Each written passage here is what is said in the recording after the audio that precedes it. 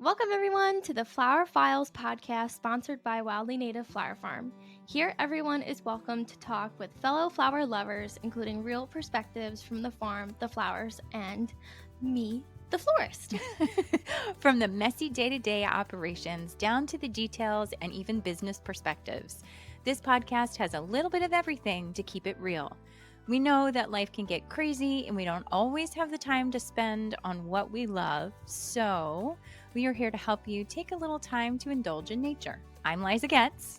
I'm Lizzie Frey, and we are the team that makes this podcast. Every once in a while, we have a couple guests, this business thing, and what we are working with is called life. Join us as we walk you through how to think outside the box, talk from the farmer's perspective, have honest conversations about florals, and how to run, well, life. So listen in.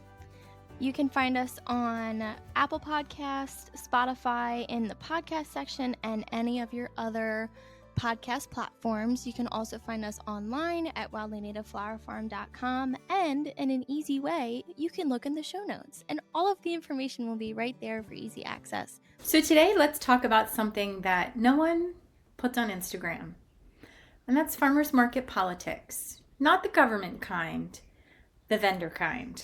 Because let's face it, it's a real thing.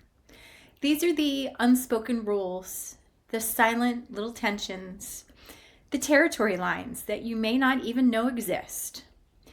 Then there's the vendor gossip, the market managers, the why is her booth bigger than mine energy. Because it's real.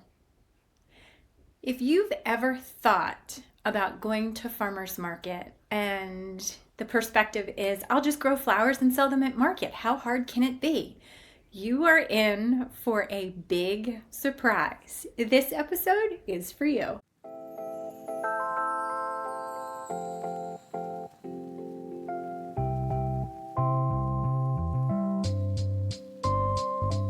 Farmers markets are beautiful, and they are community driven, and they are great for connections and getting your name out there, and they are relationship based with your customers and other vendors. And they are absolutely political. And if you don't understand the ecosystem, if you don't understand the different parts that go into that, you can burn out fast. It can become tense. It can become a little uncomfortable. So today we're going to talk about vendor dynamics. We're going to talk about market managers. We're going to talk about booth placement. We're going to talk about product overlap, because it does happen. We're going to talk about pricing tension. We're going to talk about copycats, because we've had this happen so many times, and how to survive without losing your integrity.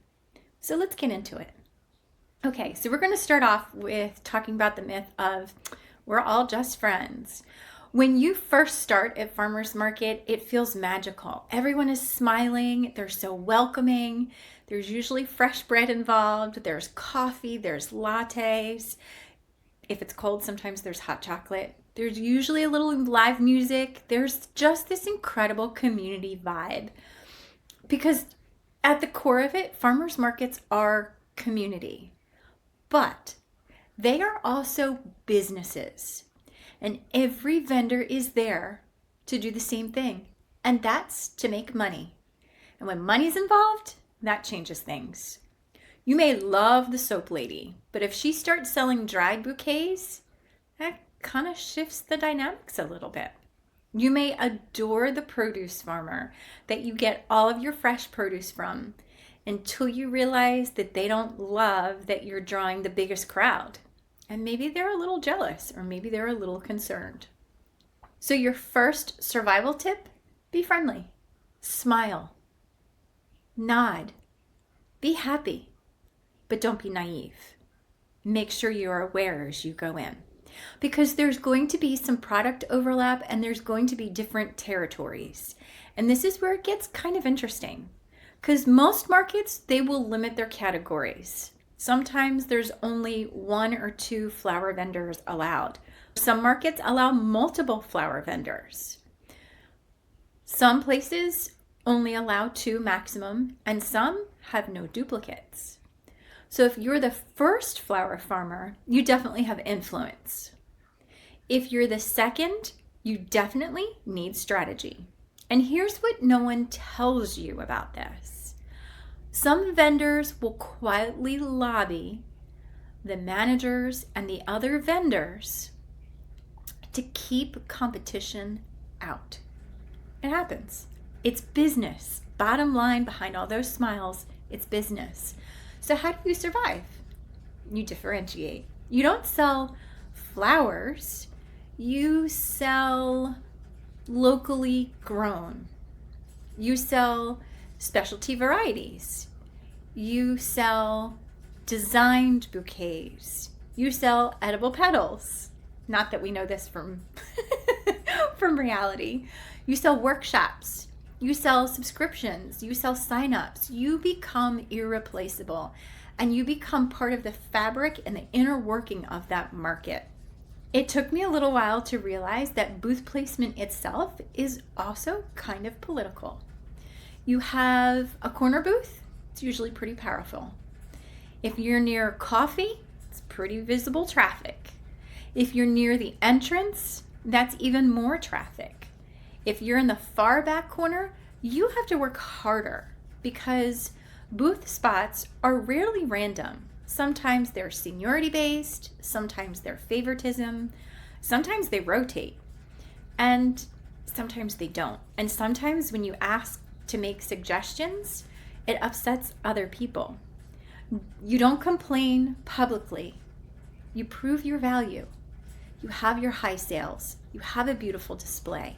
Have customer lines. Markets reward performance. They don't reward someone who's going to create an issue. And you want to be careful with your pricing as well. You don't want to have pricing tension. This is a big one. So let's say you price your bouquets at $30 and another vendor prices at $18. Customers, believe it or not, are actually comparing. Vendors notice, and then there's conversation. And sometimes you'll hear, wow, that's expensive for flowers. But here's the truth. When it comes down to it, pricing is also positioning. So if you're that $18 vendor, why are you selling it for so much less? You don't race to the bottom. You educate. You explain to them, mine are locally grown and cut just this morning. This means that they have a longer vase life.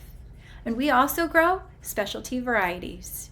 Your cheaper sellers will eventually struggle because they don't price correctly right out of the gate, and that's what people will associate with them. Your premium sellers work on building loyalty. Stay in your lane. Don't try to do everything. One of the things we learned this year was the copycat effect. You bring dried bouquets, next week, 3 vendors now have dried bouquets. It happens. Remember, it's all about money. You offer a bouquet bar, next month, someone else copies it. It happens. Copying is some of the highest forms of compliment. It means you're leading. But here's the key, and here's what's going to set you apart. Innovation beats imitation. So keep evolving. Keep doing it different. Your brand is not just one product. It's consistency, creativity. Put those together, and that defines your brand. That's the most important part. One of the things that sometimes isn't understood is the market manager, and there's a relationship there. This may be one of the most important political relationships you have. Market managers actually have a really tough job. They have to enforce the rules, whether we as vendors like them or not. They decide vendor placement. They approve or disapprove those new sellers. They handle all the complaints, not just from the vendors, but from the community that they service as well. If you treat them like staff, you lose because they're not staff. If you treat them like the partners that they are, you win. So be reliable, show up on time, ask questions, pay fees promptly, follow those guidelines, and communicate clearly. because reliability builds leverage and reliability builds trust. And you want to have that connection. You want to have those pieces in place so when you have a situation or a problem, you have someone you can talk to. Now, speaking of talk, I don't want to talk about gossip, but markets can sometimes feel a little bit like high school. Who showed up? Who underpriced? Who complained? Who sold out? Who didn't? Did you know? Did you see? Who didn't engage? You're building a brand. You're not building drama. So leave all of that at the door. Your reputation spreads faster than your bouquets, even if you have celosia seeds tucked in there. So that professional feel always wins long term. You really want to make sure that you have that professional facing forward. And you want to build alliances the smart way, not through gossip. Because not everyone is in competition. Some vendors are really good at collaborating. Partner with them. Work with them. Have a special with the baker and a bouquet for bread bundles. You know, you could have a bread flour bundle and have a pun on words. The coffee stand for Mother's Day promos. The vegetable farmer for cross marketing if they're not already selling flowers. Politics softens when your alliances strengthen. And so many times when you work with someone, you build that community. Community can still exist, but it has to be intentional. It has to make sense. It has to be all of the pieces that actually work.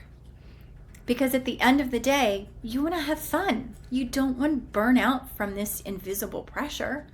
Markets are exhausting. You start early. You set up early. You design, you load, you set up, you sell, you break down, and then you layer those politics on top. It's super easy to feel watched. It's super easy to feel compared. It's super easy to feel maybe even a little judged. You survive by tracking your own numbers, measuring your own growth, ignoring other people's or other vendors' booths' revenue. You want to focus on your repeat customers, build that brand, build that connection. Because at the bottom of it all, if you're focusing on comparison is like poison. Data. Look at your data because data is clarity. If you've done all of these things and you've tried to be positive and you're trying to figure out if you should leave the market, I know it can be controversial, but maybe the market doesn't fit for you. If the traffic declines, if the management is inconsistent, if the rules change unfairly, if the vendor tension is constant, if it's not a healthy environment, you can leave. Because loyalty matters, but sustainability matters even more. You're building a business, not winning a popularity contest. That's not what this is about. Because in the long game, here's the truth. If you show up consistently, if you bring quality, if you elevate the standard, if you act professionally, you're going to find that you will outlast the drama. Politics exists. It's everywhere. It's all around us. But integrity is what scales. And when customers trust you, market politics matter a whole lot less because they come for you. They don't come for the booth placement, not for the vendor gossip. At the end of the day, they come for you. So let's look at systems. And that's why systems are so important, because if you plan your crop mix intentionally, harvest efficiently, price strategically, design with confidence, and put all of your systems together in place, you're less shaken by market noise, because that's all it is. It's just noise. So it's kind of like seedbed to sales floor. You want to grow with purpose. You want to sell with clarity. You want to navigate the ecosystem without losing yourself. Markets can be incredible revenue, but they can also be incredibly exhausting. Incredible revenue streams, but only if you understand the full picture. Have a system in place. Make sure it makes sense. Put all of your pieces together. And if you've ever felt tension at the market, if you've wondered if it was just you, or if you've navigated an awkward vendor, or there's some kind of weird vendor dynamics that you don't know what to do with, you're not crazy. You may be crazy because you're a plant person, but you're not crazy. It's part of it. Stay grounded. Find your people. Stay professional. Work with other vendors. Be innovative. And remember, you're there to serve your customers, not feed the politics, not be caught in the drama. None of that makes sense. None of that matters. So, grow your own flowers, grow boldly, innovate wildly, sell intentionally, and handle your business with grace, because that is what will set you apart. And that is what will build your brand. And that is what will help you escape from those crazy farmers market politics. So until next time, thank you for joining us on the Flower Files. I hope this is a little bit of a hint or tip, and it doesn't matter if you're selling flowers or if you're selling something else. See you soon.